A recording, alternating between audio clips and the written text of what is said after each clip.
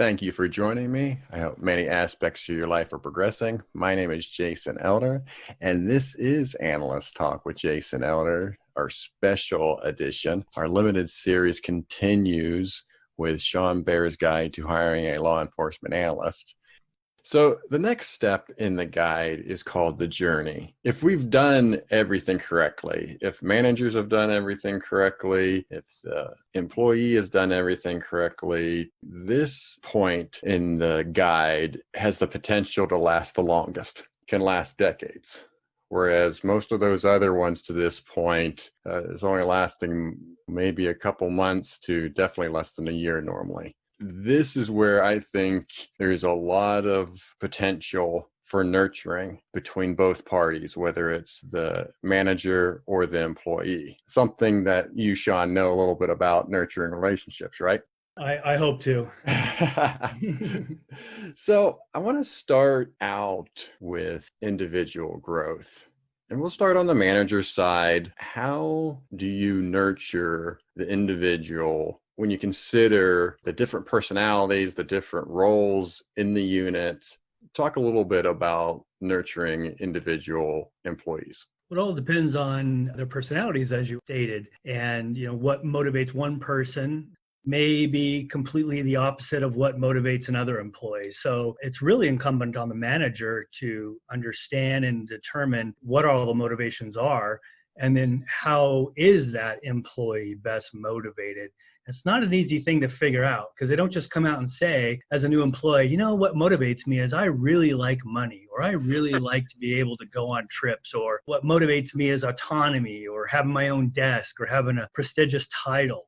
You got to ask the right questions. You got to get at what makes them tick. And not everybody's motivated by money. I've learned that sometimes the hard way, that you can throw as much money as you've got at somebody, and that's not going to make them work harder. Where had you just given them a different title, or more autonomy, or more time at home with the family, or even the luxury of working from home, they might become the best employee you've ever had. So it's up to the managers to figure that out. I think this goes hand in hand with the individual's goals. Some of them don't know what their individual goals are. So right, it can be really difficult to mentor somebody, or to guide somebody, or to lead somebody when you don't know what their goals are. They don't know where they want to be in 1 year or 5 years. Well, and that's what the manager should have as one of their primary duties, is to have those ongoing conversations with the employees to find out what it is that makes them tick. It starts with interviews, basically, with asking questions and getting to know the employee, and then helping that employee set their own goals, with the organization being able to help with them achieving those goals. So if they're an analyst, let's say they want to become chief of police, well, okay, at least we know what your goals are, and well, how now can we help you to achieve your goals? What's the path that we can put you on? And then as involved, but quarterly meetings to just make sure we're on the right path. Are we still tracking? Are we still taking the steps necessary to achieve your goals? And, a reassessment, because people's goals change. Could be even several times a year as they come across new opportunities, or learn about a new position in the department, or wherever they're working. Maybe now they've had a change of heart in terms of what they want to do. Oftentimes, as I've found, there may be changes in their personal lives that have impacted now their goals. For example, it may be an extremely ambitious person who is really motivated by and wants to have an increase in salary pretty regularly. And so they work hard knowing that they're going to be rewarded through bonuses, through pay increases, and then maybe they get married and they start having children. Perhaps they don't have those same goals as they did when they were not married. And so now maybe their perspective, their outlook is a little bit more, I'm going to do my job and I'm going to do it well, but you're going to see me from 9 to 5 like I've agreed to and like I'm required to. But anything beyond that, I'm not taking work home. My time outside of work is all about family and helping my family grow. They may still care about money, but maybe now what motivates them is maybe a day of working from home. Just to add to that, goals can change within the year depending on what's happening with the department or the city, right? If a certain type of crime becomes a real problem with the city, it may be that employees, through interest or maybe a special skill set he or she has, to then switch their goals to try to tackle that problem and to learn as much about that phenomenon as possible. Absolutely. So there's outside factors as well. So then, again, from the manager's point of view, one question I always like to ask people is employees come to you and they might have proposals for either training, conferences, or software. I just wanted to get your advice on, for managers, how to evaluate all of that when you get these proposals from your employees. Well, I like the word proposal because if an employee actually took the time to develop a proposal, they must care about that quite a lot, to take the time to either put together a PowerPoint or write something up, or to come prepared to the conversation, having done their research to be able to answer questions you might ask the employee. So I love that. And if an employee actually came in with more than just, sort of a verbal request, I would take it a lot more seriously. So Sure. I like that word proposal.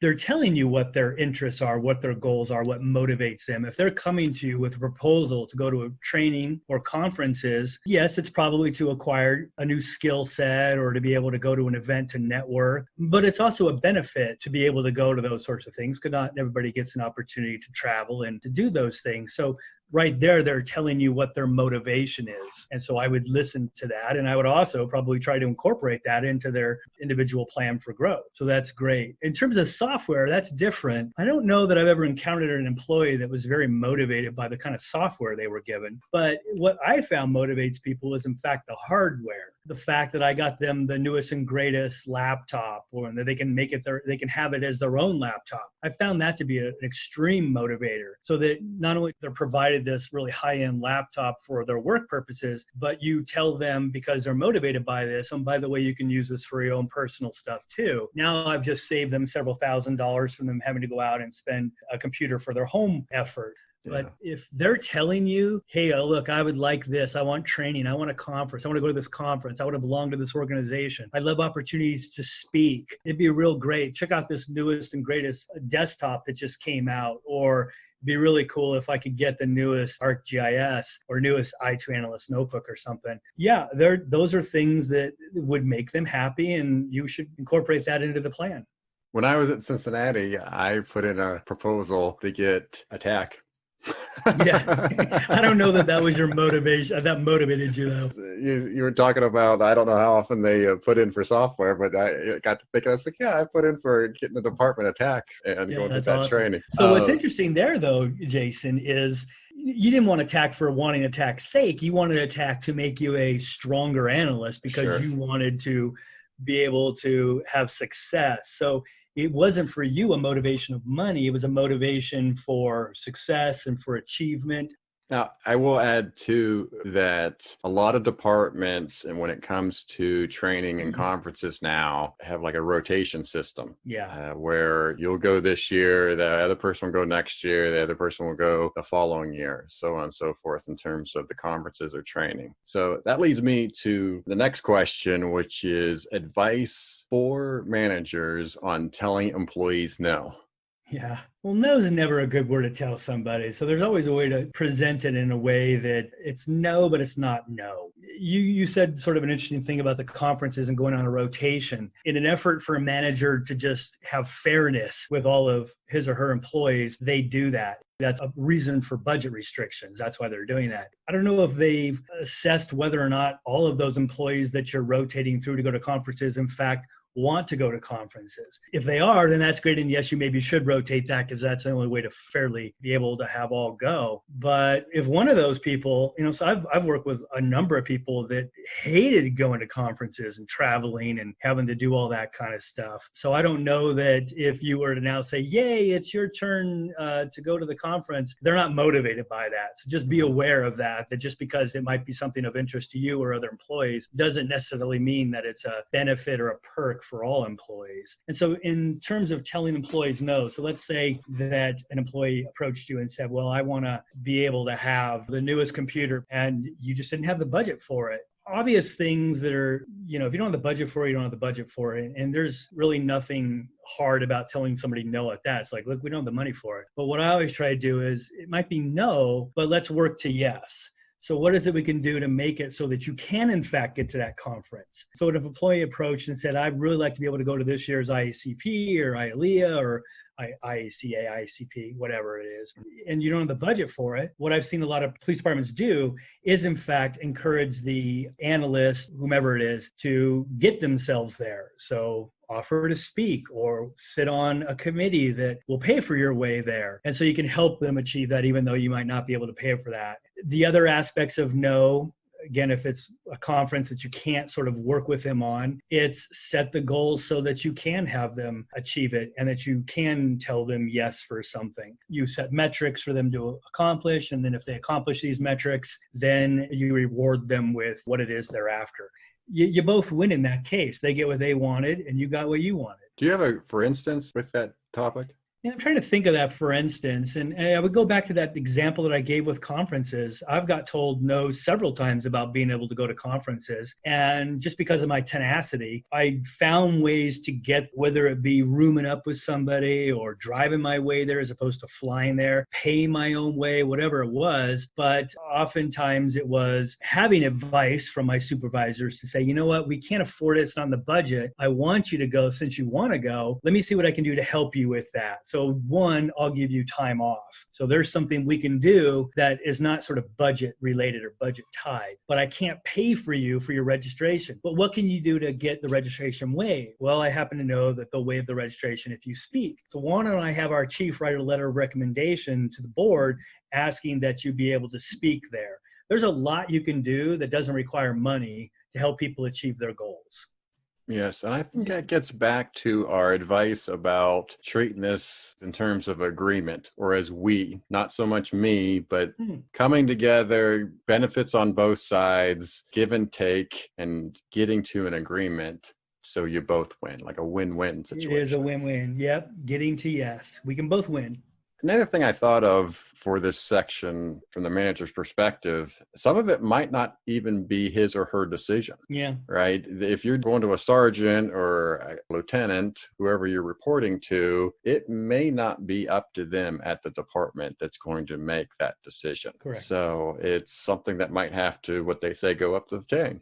Or your reporting manager thinks it's a good idea. That doesn't necessarily mean that it's a go, because a lot of people might have to sign off on that to get you to go. And I guess advice for the managers is just don't use the word no. There's no real need to tell somebody no, even if the answer is right now no, because you never know.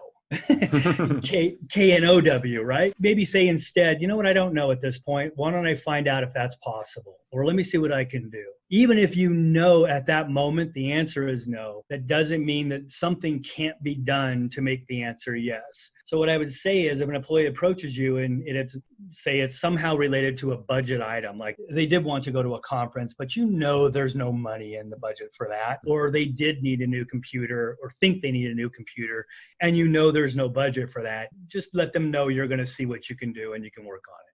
Anything else from the manager's point of view in terms of the individual growth of the employee? There's so much we can talk about with individual growth, all the different philosophies and theories and ways to doing that out there. I know when I went through a business school, one of the first things they did with us is, in fact, do the Myers-Briggs test to find out what our colors were and what, what helps to motivate us. I've found more and more companies doing that. Obviously, government organizations are a little bit slow to do that compared to like private entities. I've seen a lot of that being done now where the tests or what they're trying to get at initially for the employee is, again, a sort of a Myers-Briggs test, which helps that organization understand where they're coming from and potentially what might be motivating for that employee too. Trying to hire based off of emotional intelligence is a big hiring sort of terminology and theory practice right now, maybe for managers to read up on that. And so that was one of the things that was interesting going through business school is that they did that. And in fact, on our little placards that we put in front of us as we sat through each of the classes, it had our names on it. Not only was our name on it, but also was our colors. And of course, Myers-Briggs does the 4 colors, and you have a dominant color and then usually a secondary lesser color, a minority sort of color. And then the other colors are probably almost non-existent, but you still have maybe some score to them. And what was interesting is on those placards, those nameplates in business school, we all had them. So then when I was engaging with somebody who, because I had to do a lot of teamwork and things of that nature going through school, that I knew was a yellow or a blue or a red or a green, I knew things that would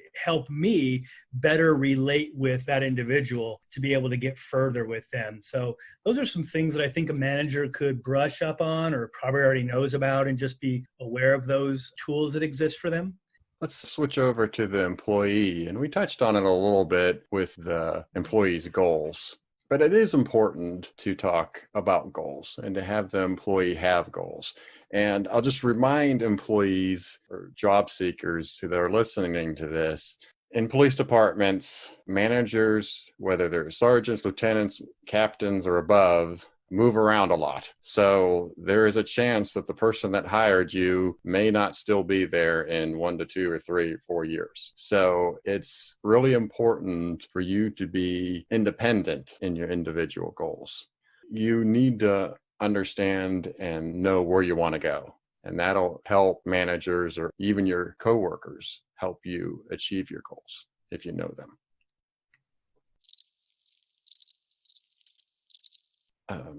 So I guess my question to you, Sean, is there wasn't a question. I was just pondering that statement you had. Yes. There wasn't a question in there. I mean, I guess let's talk a little bit about employee goals, especially from the law enforcement analysis side. Advice for people that struggle to know where they want to go. You really said a lot there. That was great. And I was, in fact, sort of deep thinking on it as you were explaining it. You're absolutely right. It is the incumbent upon the employee to be sort of the gatekeeper of their own goals. So one, I will say that in all of my employment sort of background, I have not seen a lot of employees who know what they want to do. They're here and now. They got the job. They're ready to rock and roll. You know, where do you see yourself in 1, 3, 5 years? I don't know. I just care where I'm at right now today. I haven't thought that far in advance. So oftentimes just those initial discussions are getting them situated to the environment of what is even possible in the law enforcement environment, if that's where they're at. I'll tell you, it was interesting because when I was interviewing for the job of crime analyst, they asked me what my goals were. And I said, I want to be the chief of police. They actually laughed. So that's kind of deflating. At that time, possibly was pretty funny sitting where they were, but I still remember it to this day, and it was 30 years ago. They laughed at me on my goals. Well, I showed them. I went and became a cop, and whoop, I was on step 1 of becoming a chief of police, so you better watch it. But I guess when you ask and they tell you, be sincere and write it down and think about how you can help that employee achieve their goals.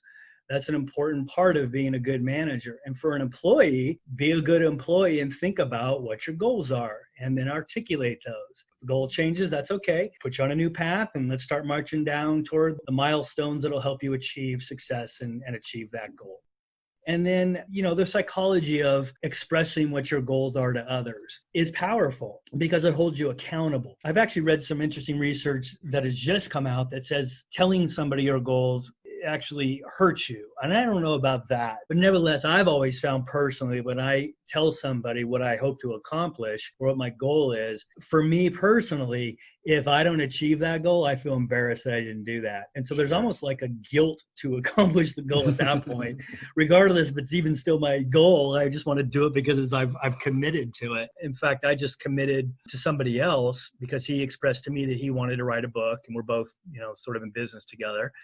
I shared with him that I have a desire too to finish a book. And so we're holding each other accountable in that regard. We're both sort of book buddies now and checking in with each other. So it is important to have that employee state their goals, write them down, and then for you, the manager, to put them on a path, not just to state the goal. Fine, you want to be the chief of police. If I really want to be the chief of police, what are you, the employer, doing to help me accomplish that? Well, one, we need to get you to the police academy because you're never going to be the chief if you're not. It's twofold. Both have a strong stake in the employee's goals. If you don't have a goal as an employee, one of the things I would suggest is start looking within the department finding issues that the department has that you might be interested in as well. That gets back to that win-win strategy that we referred to earlier.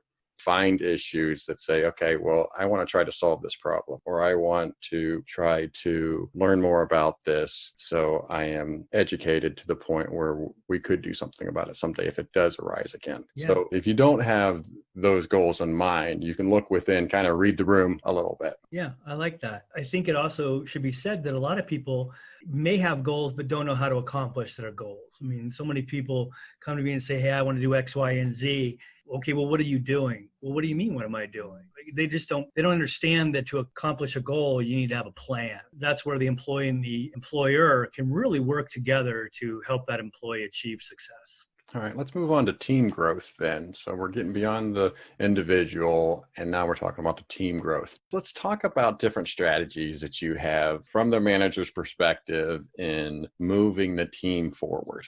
My strategies are oftentimes based on the employees because, again, you have to know what motivates them. So if I have a team, let's go back to the Bair analytics days. I had several teams. There was the Department of Defense team, and those were a unique group of brainiacs, brilliant minds that had to be, I won't say led, but we'll use the word led in one way. Whereas I had the development group, I had the sales group. They each required different leadership styles and skill sets. I don't want to be on this podcast and pontificate about how amazing of a leader I was, because I wasn't. If anything, what I would like to be able to do is share my experiences so maybe others can learn from how I made my mistakes in leadership. But it really does start with an understanding of the team, what its purpose is, what its goals are. Again, the goal of the sales and marketing team at Bair Analytics was very different than the goals of the pattern analysis team at the Defense Department,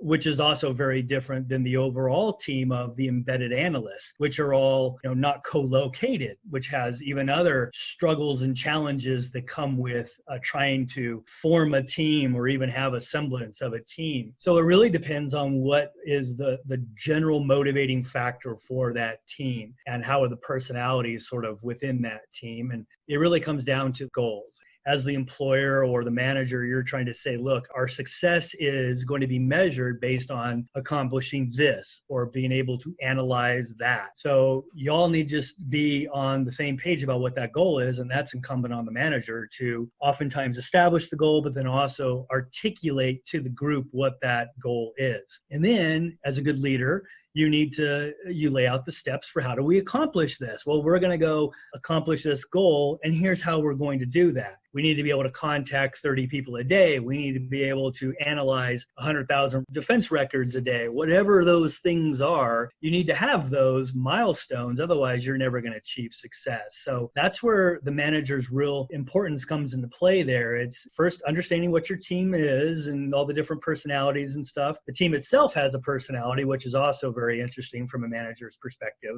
And then also being able, like I said, as a leader, to be able to articulate and then excite the team about the fact that we're going to accomplish this goal together.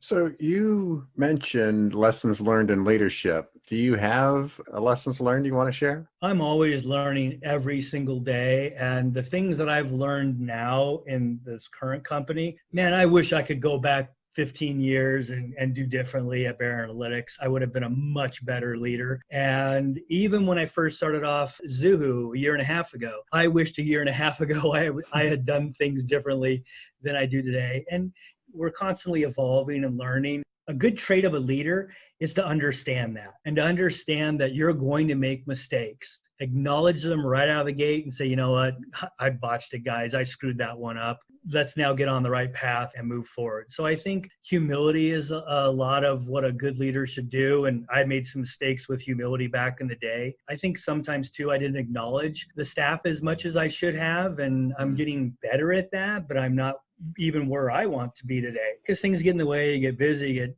overwhelmed, and things just become sort of difficult to do that way. So I really think that a good leader will keep a log, as I do now. I journal, and so I keep track of my successes and my failures, or as we say in business, opportunities for growth. So we don't really have failures. And as I evaluate my opportunities for growth, I don't try and make the same mistakes twice. I try and advance my abilities. Your question, what things have I learned as a leader? Communication is key. That's one of the things I've learned. It was difficult at Bair Analytics because I had a team in Virginia. I had salespeople working from home and all over. I had embedded analysts in 13 departments in 13 states. One of the things that I had learned, I didn't say I'm good at it, but what I learned as a leader was that the communication was key, that everybody needs to know that everybody else exists, number one, and what every other person's role is in the organization. So does the defense department team know what the sales team is doing? Does the sales team know what the developers are doing? So that they're not all individual little teams just sort of working in isolation. So a good leader, not that I was, because I'm saying I have these flaws, but a good leader will be able to communicate with everybody and share that common vision regularly about what our goals and objectives are. If it was simple to where things stayed constant to the fact where you could just keep to your plan, most of the time things would work out well. But as we know, things are constantly moving. You get hot topics, you get new tasks from your managers or up above the execs at the police department wanting something done now that totally throws you off. A manager has to stay flexible.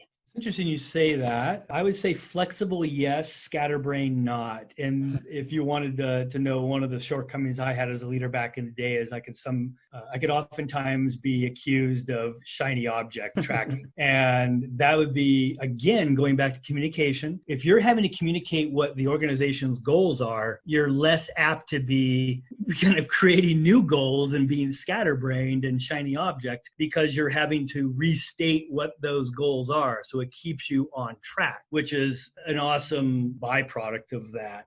Yeah, the people who knew me at Bair knew that, boy, I could really just 180 the ship pretty quickly, such as, a small business can.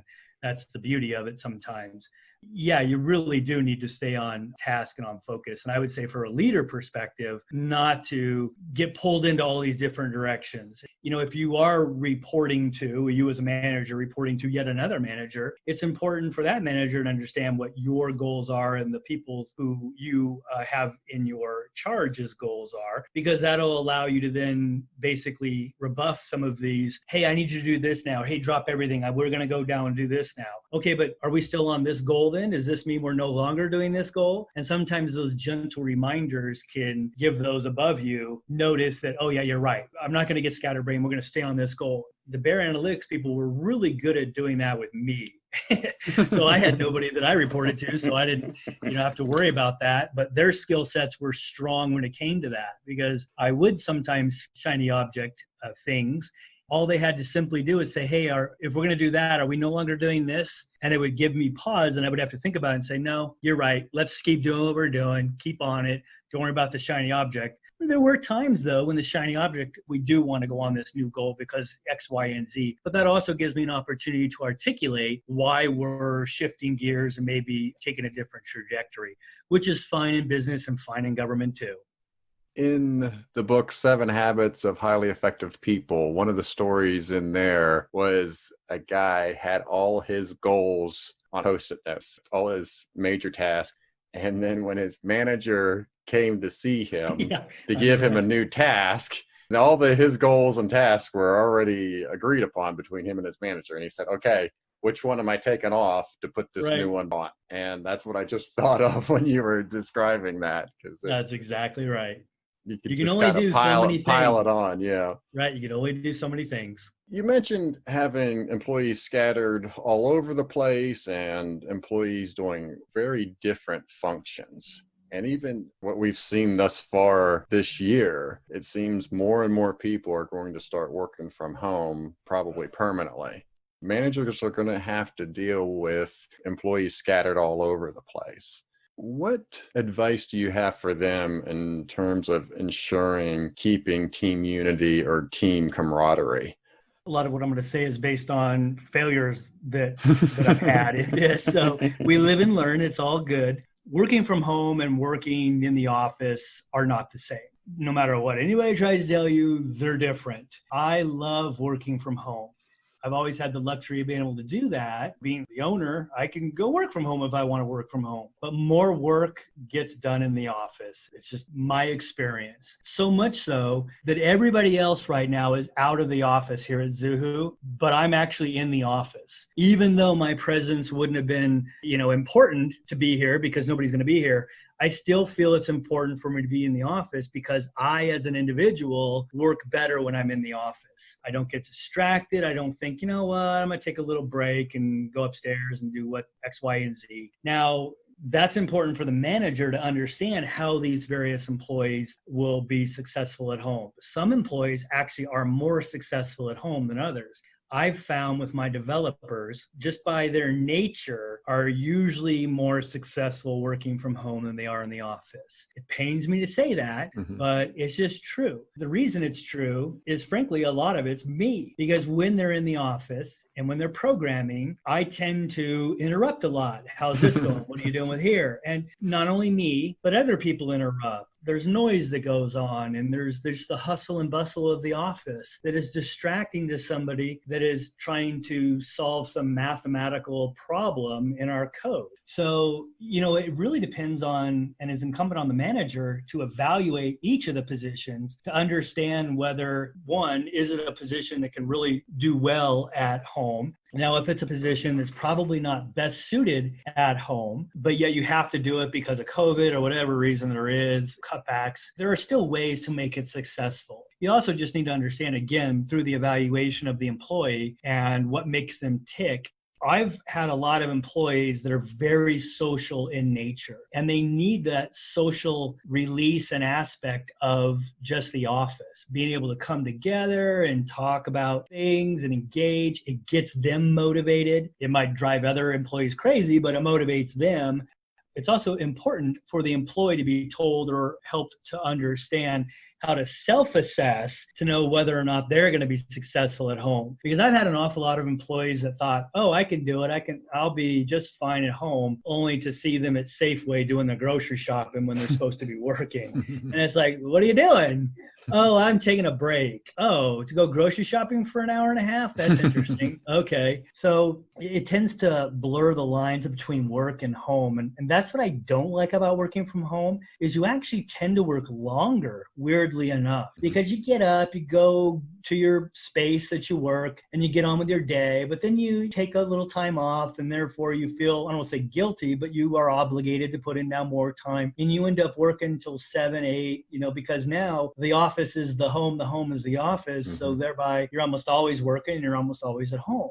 But what makes them successful at home is expectations, obviously. So what are your expectations for that employee? Well, just like you would in the office, not to work in your jammies, your flip-flops, you bathed today, things like that. I mean, you might laugh, but I've been on a number of Zoom calls with former employees and other employees from other organizations. You have to wonder, would you go out in public like that right now? Here you are on a business call. The employer, I should say, needs to set the expectations that, we expect you to look presentable, that if you have to be asked to get on a Zoom call in 5 minutes, that you're available, number one, to be on a Zoom call in 5 minutes, because it would be no different than if you were at work. And two, that you look company ready to be able to do that. That doesn't mean that I get to see your 4-day-old growth of facial hair and, or maybe a t-shirt that you probably wouldn't have wore to work, but you're wearing it now, and yet you're on a business call or your fellow employees are seeing you. So those are important to say these things. You would think it would just be common sense, but it's not, because again, it's their home and they should relax at their home and they should be able to do what they want at their home. But now you, the employer, are intruding upon their home life. So you need to set the expectations of you're at home. We get that. But during these hours and in that little space that you're carving out, that's work. That's the job site.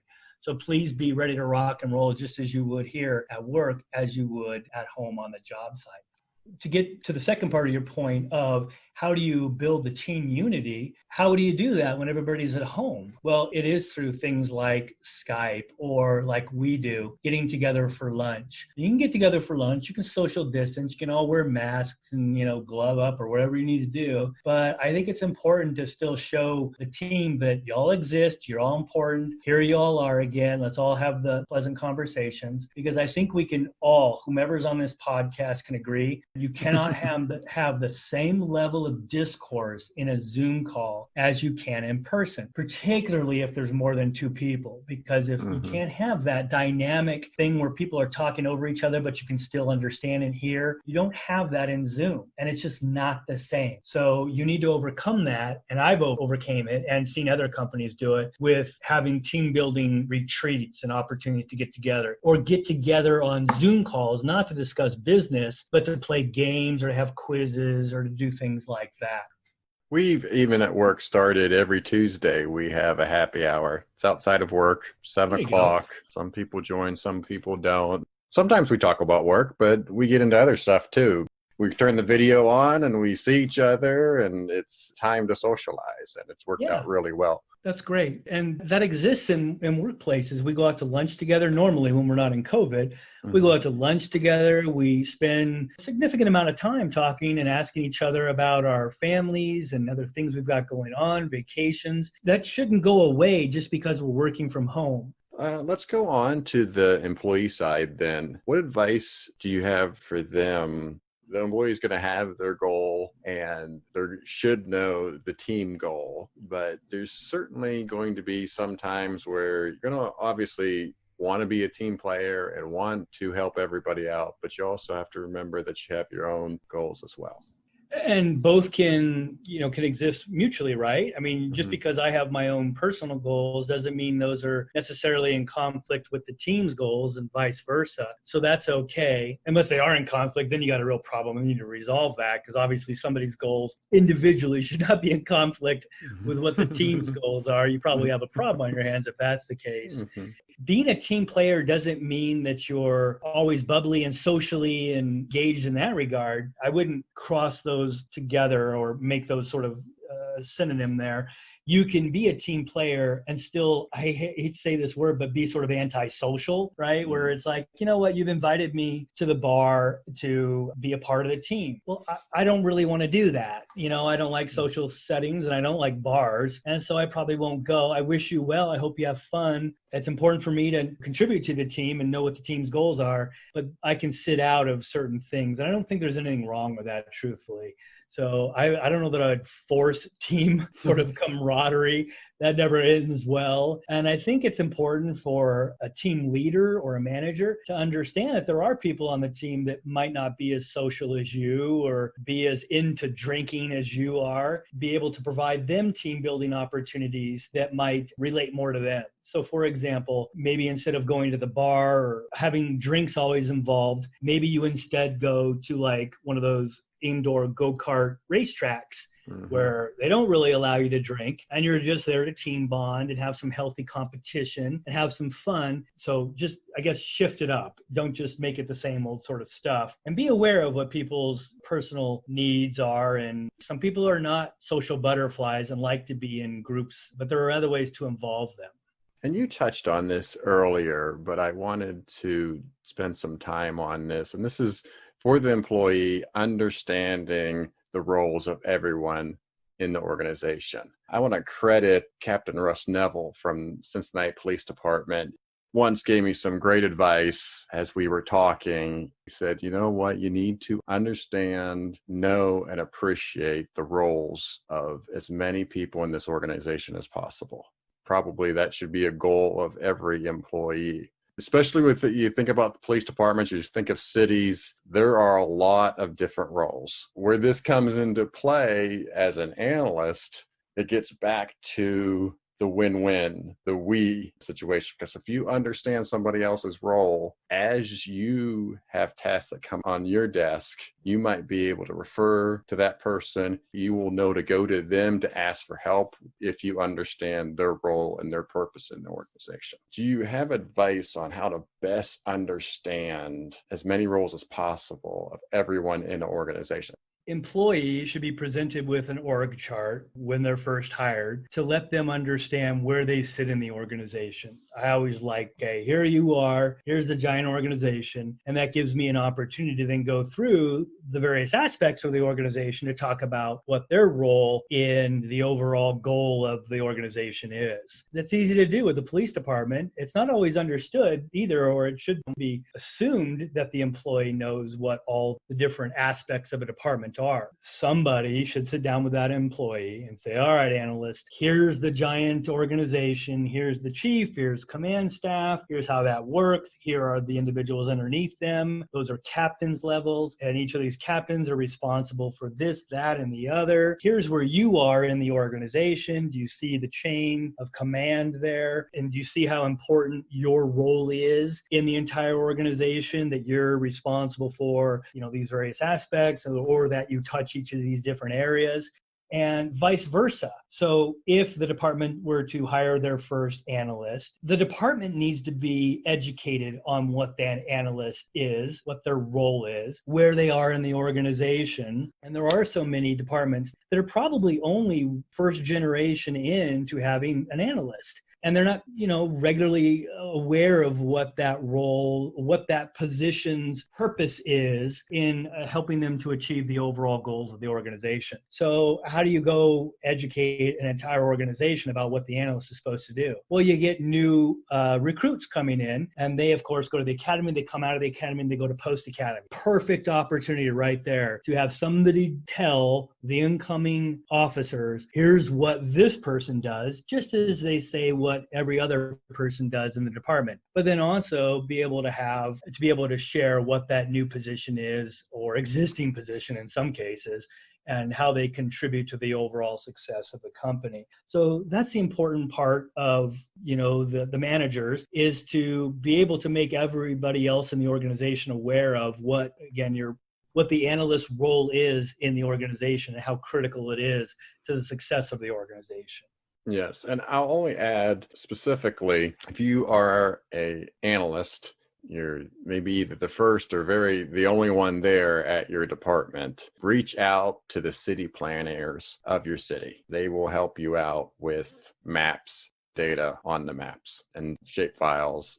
Yeah, I love that. And you know what? This should be a plan. So, how, again, do you help that employee understand the role of everybody in the organization? There needs to be a plan for that. It's not winged, it's not off cuff. It's a plan. And it's usually a PowerPoint. It's taking the individual around and introducing to key players. And it needs to be codified, or it needs to be on paper, regularly updated and made aware of all the managers who hire, so that they're aware that here are the steps you take to help them understand what we do here and where they can go, what the resources available are.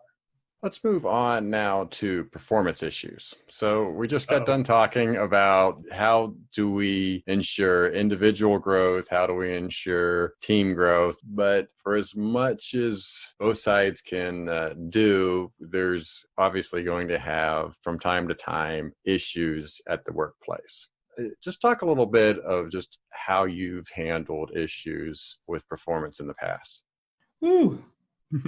Well, again, probably not a proper way that they could have been handled, but again, opportunities for growth. We live and we learn new things. We get better at how we handle these situations. I always chalk it up to a failure of leadership. And so I always sort of take the blame for when an employee is not performing, because I look at myself and ask, where am I failing this employee? Am I not motivating them properly? Have they not been properly coached on what our objectives are and what our goals are and how we're working to achieve these goals?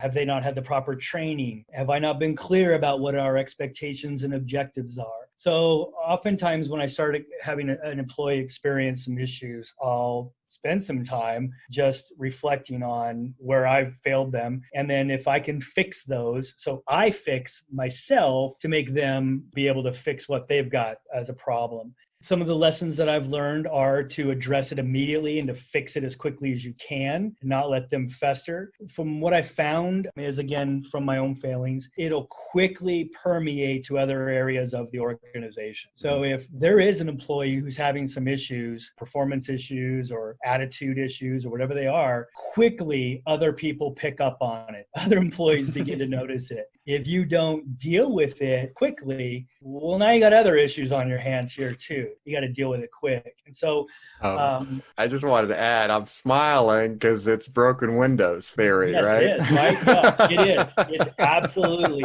Well, such is life, right?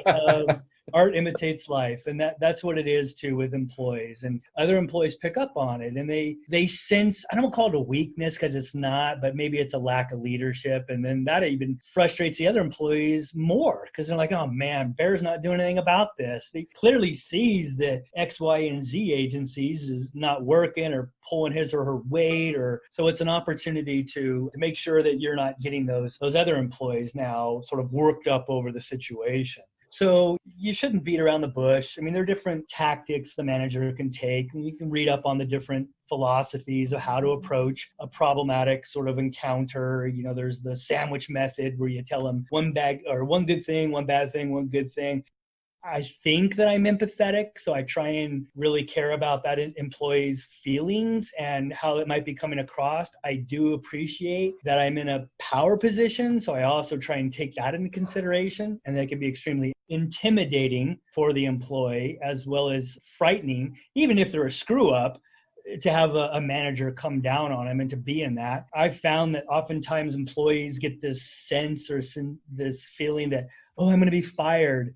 And that almost makes it worse. I have an employee once where they weren't performing at their best, and we made them aware of it, but that actually made it worse for that employee because now everything they did, they second guessed and they wondered if, oh, am I going to get fired over this? Is this not good enough? And so it's a difficult situation when you've got an employee who's not performing well. And so there it goes back to regular evaluations, making sure that, I would say on a quarterly basis, even if it's just a quick check-in, are our expectations of you being met?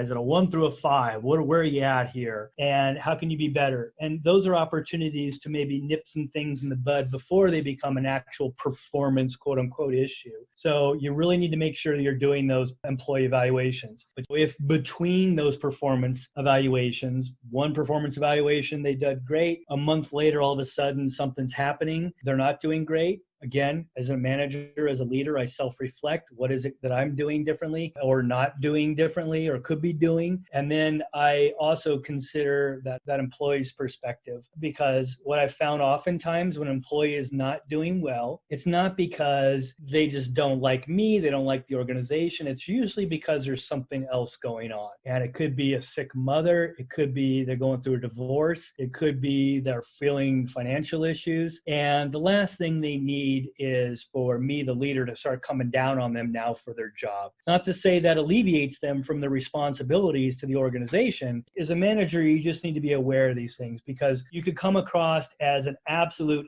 hero if, in the right manner of addressing the performance issue, maybe understanding that they're experiencing something and helping them, giving them the resources they need to fix that, which in turn helps their performance. Now you've just solved really two problems, and they're going to love you to death for that, as opposed to being like, I don't care what you've got going on in your personal life, you get it together here or you're out of here. You know, now they just hate you and they don't have any interest in performing well while they're still dealing with their stuff at home or elsewhere. It's just, I guess, a 35,000 foot perspective of a performance issue. There's usually something going on that is not just they're a bad performer. Yeah, I think it's just comes down to, just like everything else, it depends on what the issue is, right? And how you deal with it, how easy it is to deal with. If you're talking about timeliness, that's usually something that's pretty easy to address.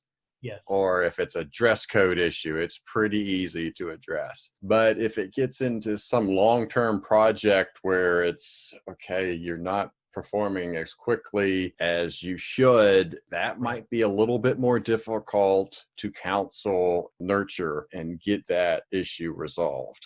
Yeah. And those are okay. Honestly, I don't mind performance issues. I mind attitude issues. Mhm. Performance issues, I can usually fix with training, mentorship, reward.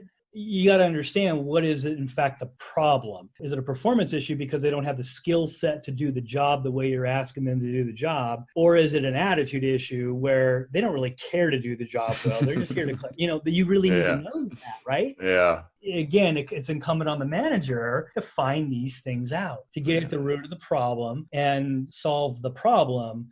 Yes. I always tell my kids they control their attitude and effort. Yeah. Well, So. and you mentioned something about, the timeliness or being on time. Now, here now comes to the employee's responsibility. The employee needs to have a conversation with the manager to say, hey, look, I got some issues going on at home. I'm not going to bring those to work. I'm sorry if they do, but I just want you to know that this is why I've been late, or I expect that I might be late a little bit. But everything can be overcome, right? It gets down to, do you like working here? Do you like what you do?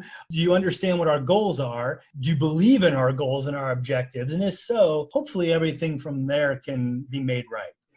Let's talk from the employee's point of view. I almost called him job seeker again. I They're hired, dude. I know. I want to call. We called him job seeker. We're stuck with them now. Yeah. Well, yes, you're right. You're stuck with him now. The employee. And talking with a lot of people who don't like their job. So might not agree with a manager's decision and then not know what to do. Or you talk to other employees, I like my job, I like my pay, but I hate my boss. You get a lot of that. And just so I wanted to just kind of get your advice on that kind of feeling from employees. Well, as a boss, that bothers me if so many people out there are rating their boss. Yeah, that was a direct quote from a former employee of yours. This, again, I will take responsibility as a leader. This is the leader's responsibility to do potentially a 360 evaluation, to allow the employees to anonymously rank or rate the supervisor where they have opportunities for growth, where they're doing good so they can keep doing the things they're doing. We're humans. We're all going to have these pros, these cons, these issues, these things that make us great. And it all comes down to communication. So if you disagree with your manager's decision, there's nothing wrong with stating that. Now, this is from my perspective, because I also know, including some managers that I've worked for, I've learned they don't want to hear my opinion. They don't care what I thought, and that's okay. I know where I stand, and I know that, they're going to take responsibility for it. The buck stops with them. This is not a democracy. They don't want to hear everybody's opinion to form their opinion. They're confident in their decision making, and they make the decision. You need to respect that as an employee too, that's their type of personality, and they're not the type that is going to get everybody's input. Is everybody happy with this? Are we all on the same page? Some managers are like that, others are not. You're the employee. You need to know how to work with that. If you're the kind of employee, it's very important to you to have a manager who listens and wants to have your input on decisions being made. Then if that current manager you have isn't that kind of manager, and there's no,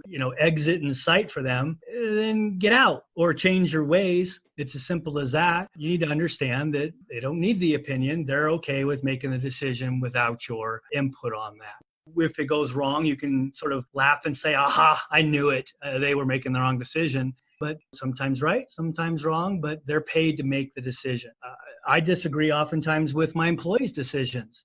And guess what? I still let them make the decision. I could be that type of person who says, nope, this is the way we're doing it, and this is what's going to happen. But I'm okay with, even though I disagree with an employee's decision on how to do something, I'll still allow it because it's opportunity for growth there too. And then the best part about that is if they make a mistake, to let them know and to see that they're in an environment where they can make decisions, they can make mistakes, and they're not going to be, sort of punished for those decisions. Not that they're not going to be held accountable for them, but not, you're not going to be fired for it necessarily. I like my job. Like you said, I like my pay. but I hate my boss. You need to find out why you hate your boss. Is it because of the boss? Is it as simple as that? Yeah. Is it because you disagree with them often? Well, okay. They rose through the ranks for a reason. They're there. They're making decisions. Maybe you should self-reflect and, assess whether or not you've got the same decision-making skills as they do based on acumen and experience and education and all the other things that go into it. And also in law enforcement, I guess there's some benefit to the fact that oftentimes your manager 1 month might not be your manager. There you go. So really, that's the beauty of law enforcement. Unfortunately, Woohoo and Bair Analytics, if somebody worked directly for me, they weren't working for another manager who worked for me. If they were one of my direct reports, I'm sorry, I'm not leaving. My name's on the door still, or my name's on the building. So, that you just need to accept that, and it is what it is. That's funny. Well, I like how you ended that. That's good. Let's talk a little bit from the manager's perspective, when to give raises, promotions, match or not match offered, given that in police departments and agencies, lieutenants and sergeants and captains might not have control over raises and promotions and whatnot. But just let's talk in general about these things. Sure. Well, you're right. In law enforcement, typically it's structured and extremely rigid in terms of the times and frequency at which the raises and promotions, not necessarily promotions, but raises are going to be offered. But usually annually. It was a weird situation when I first got hired as an analyst because almost a month or so after I got hired, they reclassified the position because I was still making that entry-level amount. The bottom of the range moved up, so I automatically got a raise within like the first couple of months. And then that in combination with my 6-month and my 12-month, I did very well for both of those evaluations. I got the maximum. I think I got in the first year of being an analyst, like a 13% raise from day one to the end of the year. So I was very blessed in that regard, but that doesn't work for everybody. And so when do you give raises? Well, everybody knows you pretty much give those annually. However, having said that, one of the things that I found very interesting with the department I worked at was that you could also get bonuses. And I've seen that a lot of departments do this, and maybe the managers in the department might not be aware that a bonus is available for an employee, but they should look into that.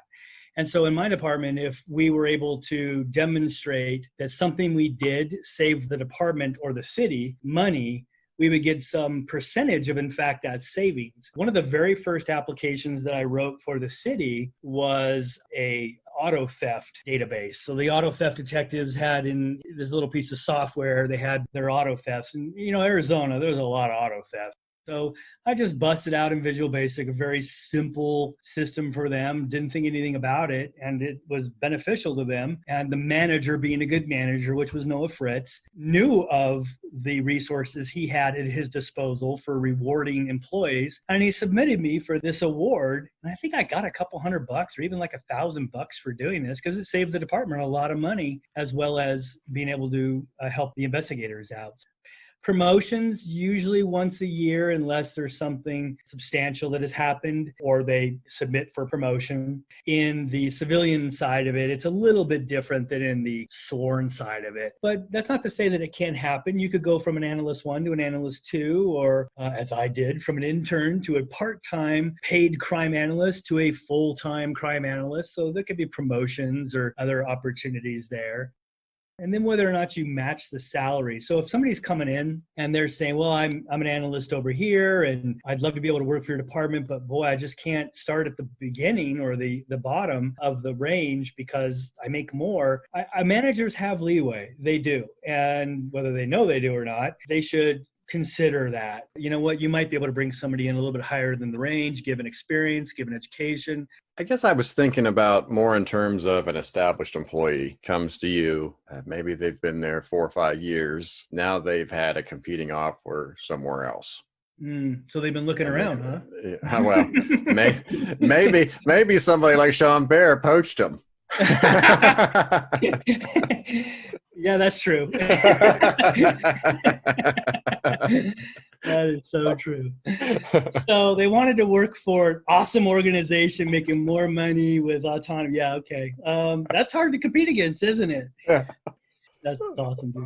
So yeah, how do you compete against that? Well, in obviously private sector, it's easier to compete because there's far less restrictions on the salaries. It's obviously got to be fair. You can't be paying one person a whole lot of money, another person a whole lot less for the same role. But as it relates to, if somebody were to come and say, well, I was looking, or somebody handed me this job. It just so happened that it sounded pretty interesting, and I had a little brief combo with them, and now they're offering me X and you pay me Y. Is there any way that, because I like staying here, that offer could be matched? Depending upon how they presented it to me as a manager, since we're talking about the managers right now, I would do all I could to keep them. If they're a valued employee that is obviously now just demonstrated to me that I might not be valuing them as highly as another person, then I'm going to do a little assessment to say, whoa, okay, maybe I was missing the boat here a little bit on this. Maybe I need to reassess what I'm paying them to be more commensurate with what the industry is willing to pay them. Because I do want them to stick around. Because as we've talked about in previous podcasts, it's really hard and time consuming and costly to hire people. The last thing you want after having done all of that effort to get somebody in the door and now begin investing in them, and as you say, 4 years in, they're looking to leave. If they're a valued employee, the cost of replacing them is probably going to far outweigh the cost of you matching what it is they're being offered. Now, that's not to say that every single person who comes to me as a manager or owner, that I'm immediately offering them, if they're a valued employee, the same amount. Because I also need to be considerate of, okay, if I raise them, well, who are the other employees in the organization that do like work? And now am I sort of forced to raise their salaries as well, which could be a massive hit on the organization or the company. So there's a lot that goes into it. I don't fault somebody for seeing what's out there. That's not to say that their attention or loyalty is in any way sort of stretched if they do that. The managers, I think, have to be a little bit resourceful too, right? You had mentioned with the bonus that might potentially be there. I mean, somebody might have to research that to find that. I think if you really have started having an issue with losing good analysts at a department because you can't give them a raise, take Sean's philosophy a little bit and start being a little bit reflective on where that position is. I know at my current position, we were analysts, and the executive in my department kind of looked around and saw what we were doing and got all of our job classifications reassigned. So now we follow under more of like an IT umbrella, which in terms of the pay structure is a lot better. So that's just an example there that maybe get a little creative and be a little resourceful if you have a little bit difficulty keeping analysts. Yeah, I love that. And that is extremely resourceful. And departments can do that kind of stuff. Nothing stops them from doing that. Maybe somebody in HR or in city attorney's office might raise an eyebrow, but you can present it. You could always try, like we talked about, other ways to give bonuses. But that goes back to what I was saying earlier, Jason. Remember, it was more about what motivates the employee. So if you do have an employee who's coming to you saying, I've been offered this, or there's an opportunity to go over here at this other agency and make more money, and you've had a little conversation and you determine that it's not because it's more rewarding work or the boss is not such a jerk like you are, Sean, or whatever it is, it's more money. Well, you should already be attuned to that in the first place, that was a money motivated individual. Mm-hmm. So chances are, if they're money motivated, you may in fact lose that employee down the road anyways, unless they're in the top tier of pay scale. But money's not everything. I'm motivated by experiences, by opportunities to serve and to grow. And those are what motivates me, and to feel rewarded in my position. Others that I've worked with and have worked for me and that I've worked for were financially motivated. And there's nothing wrong with that. As a manager, you just need to know that that's their motivation. You can look for ways to reward them that way. And we've touched on it a little bit with various ideas. If you can't give raises, back when we were talking about advice on saying no. But just to finish up the idea, I mean, is there anything else that you wanted to add for managers if you have to tell an employee, no, I can't give you a promotion, or no, I can't give you a raise?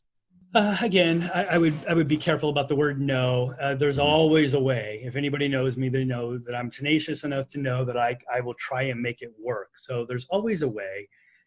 rarely is anything absolute in no. So I would start there for a manager. Again, getting back to what motivates that employee.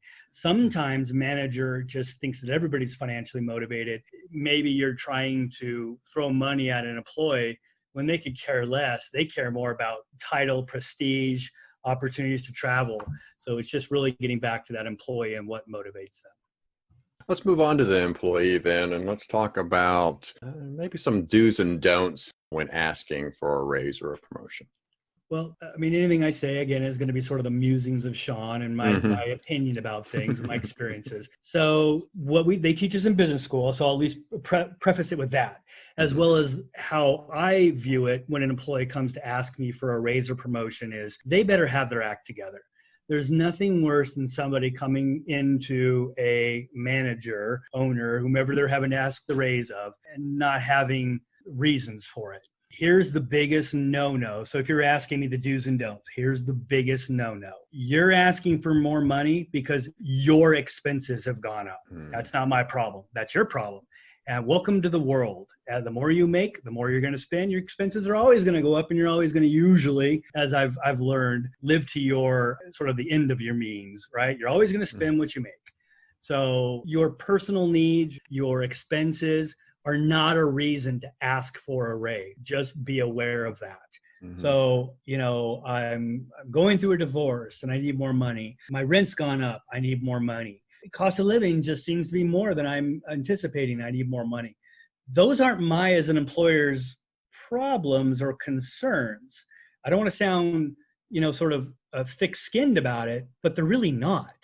And that's not the reason that you should be asking for a raise. Even if in your mind those are the reasons, don't present it that way, because that'll rub the manager, that'll rub the owner or whoever wrong. You're asking for a raise because your performance dictates a raise.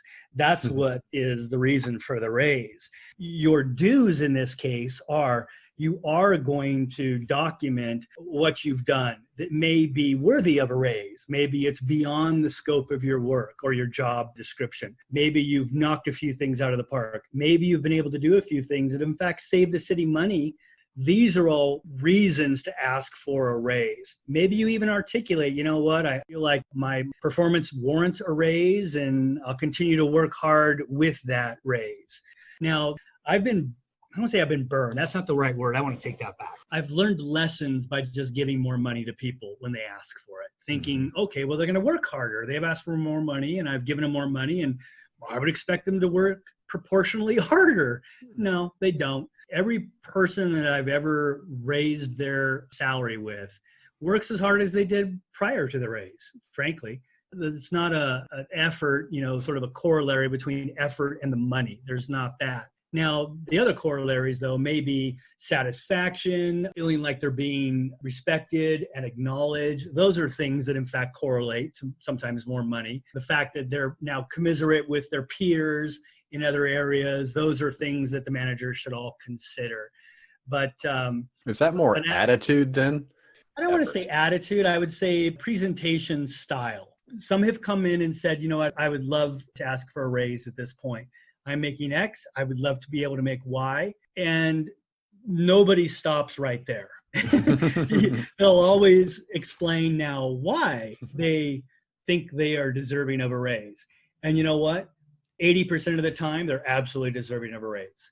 And I see eye to eye. It may be that I can't give them one because either I work in government and this is just how it is right now, and I can't advance you through the ranks right now or advance you through your range. It's been too soon, it'll never fly. Or it's that I own a company and I just, the financials just aren't here. I can't do that. And if I did this, I would actually cause more issues other places. You just need to, as an employee, when you're going to ask for a raise, you need to be able to articulate the reasons why you now warrant a raise. So if I'm a law enforcement analyst and if I'm in Tempe, Arizona, and I happen to see that Scottsdale and Mesa are making more than us, but yeah, we do equally quality work, that would be a reason that I think be suitable to go in and ask for a raise. Not, I just bought a house and you know what, I'm dead serious. You'd laugh, every 3 and 4 employee does this. They ask for the raise in that manner.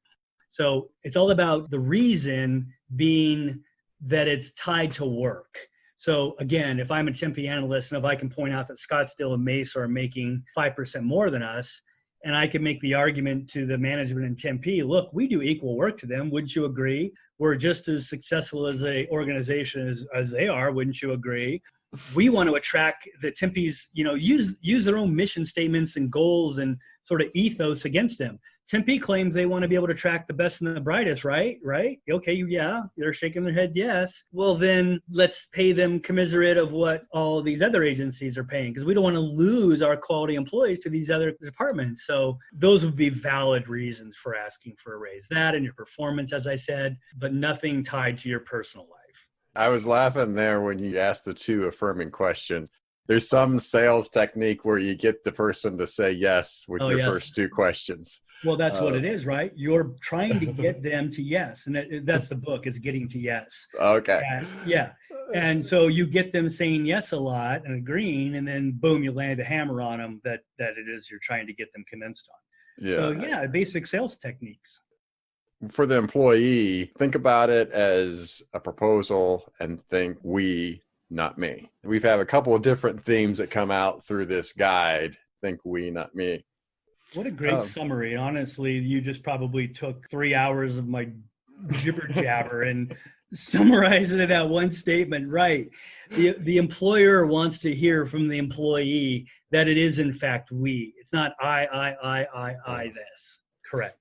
Just to finish up the journey, there's obviously a lot that we could cover in this section with the journey. I mean, we went through trying to improve both the manager and the employee, and then dealing with performance issues, and then asking for raises.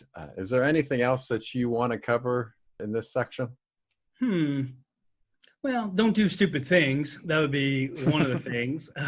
And if you do a stupid thing, own up to it quickly, particularly in law enforcement. I mean, you have to do that. I have some horror stories of employees that have done some problematic things. And frankly, had they just owned up to it, it would have gone vastly different than otherwise. I'll share one story with you. Okay, you had me salivating here, Sean. I was like, are you going to tease and not tell us anything? Unfortunately, I try and forget about the bad, but because I think that every employee that we've had is an awesome employee. But there was one, I'll say one. There was this one, and I should have picked up on it. And frankly, again, shame on me as a leader for not picking up on this, because I probably could have nipped it in the bud. But what happened was this one person who was a developer sort of changed their mannerisms in how they were developing. What was a big open office and everybody could very easily see each other's screens and whatnot, he started sort of changing the way that he was developing. Instead of sitting at sort of the desk and facing the screen and programming that way, he sort of changed up his body position to sort of lean back in his chair and work on his laptop, which is fine. But his screen was no longer visible. Now, if you were just really critical of everything that all your employees did, you might be like, what is he doing that for? Why can't I need to see your screen, or not trustful. That could be, you could easily have jumped on that. But I didn't think anything of it. I was like, he's just, we got comfy chairs. He's just kicking back in it and jamming on his laptop while he's coding away cool analytical tools. Well, he did that for a while. I mean, and honestly, the coding, we weren't getting as many things done as I thought we should. Remember, I'm a coder too. So I'm kind of like, that took you a month to do? What the heck? I could have busted that out in a week. What's happening around here? But anyway, it's whatever. Until I received a certified letter from Comcast in Colorado that was in essence we're going to sue the pants off you for downloading illegally these 14 movies. And I'm like, what is this? And somebody in our organization was using our network to illegally pirate some like MGM kind of movies. The letter was basically saying, we could come at you. It's $25,000 per pop. And here's a lot of movies that have been downloaded. What do you have to say about this? Mm-hmm. And so, immediately I thought, well, okay, who could be downloading these movies? And asked a few employees, and then it just dawned on me. It's like, I had a little inkling, called him in. I said he was a him. Called him in, and then he admitted to it, which was good, but had to terminate him right there on the spot. Wrote back Comcast saying, please don't sue the pants off us. We took care of it. Employee terminated, laptop confiscated, and all data deleted. But had he come to me early on and said, you know what, I downloaded a couple movies. I'm sorry for that. I just wanted to bring that to your attention. I don't know why I did it, but I'm just bringing that to your attention. I'm going to delete them. I know that was wrong. I know we're a company that serves law enforcement, and it's wrong to commit crimes while working at the company. So had he done that, we probably could have dealt with it in a little different manner. I don't know that it even would have resulted in termination. I'm big on giving people second choices and stuff, and particularly when they're honest and open and forthright with the mistakes that they've made. So the advice to the employee is, don't do dumb things. And if you just happen to do a dumb thing, the cover-up is, as we talked about in previous podcasts, is always worse, usually, than the crime. So just come forward, and hopefully it can be resolved. Thank you again for joining us. I hope that this is insightful and you are getting something out of this, whether you're a manager or soon to be manager, or if you're a job seeker. So, Sean, thank you again for joining me and giving your insight. You be safe. Very good. Thank you for joining us today on Analyst Talk with Jason Elder. We hope you not only enjoyed the show, but also learned something new. For more information on our guests and information relating to today's topic, please visit our website at leapodcast.com. Special thanks to the Rough and Tumble for our theme song. For more of their music, you can visit their website at theroughandtumble.com. Also thanks to Kyle McMullen for our show logo. For more of his design, please visit his website at moderntype.com. The show is hosted, recorded, and edited by Jason Elder and written by me, Mindy. You can contact us both via the LEA Podcast website. Please join us again next time as we interview another expert in this great field.